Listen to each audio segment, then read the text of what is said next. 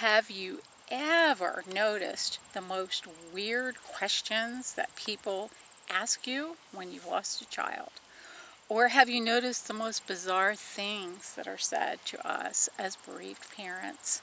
We talk about it all the time. We know what it is, but I think somehow we need to get others to understand that sometimes no words are okay. If you don't know what to say, it's okay to say nothing. I think one of the most difficult things that was ever said to me as a mom who lost a son is, "I know just how you feel." I literally wanted to take that person and put my hands around their neck and say, "You do not know how I feel. You have no idea how I feel, and I don't want you saying that."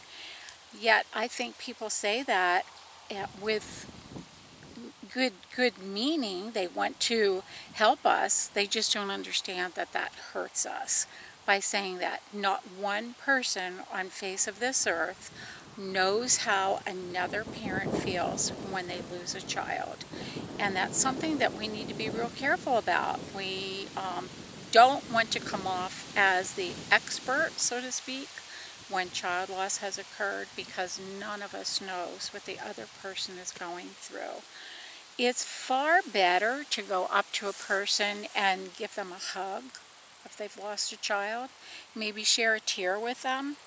I remember years ago when I lost my infant son, it was really uncomfortable for people at church. I was a preacher's wife at that time, and I think people thought I should be a stalwart of strength, and somehow they equate faith and strength with, Christianity, and if you don't come off as being real strong, you don't have a strong faith. Not true. We'll talk about that another time.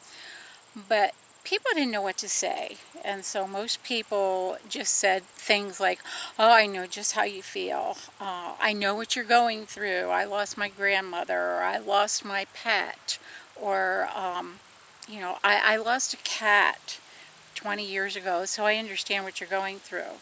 But one man, I will never, ever forget what he did.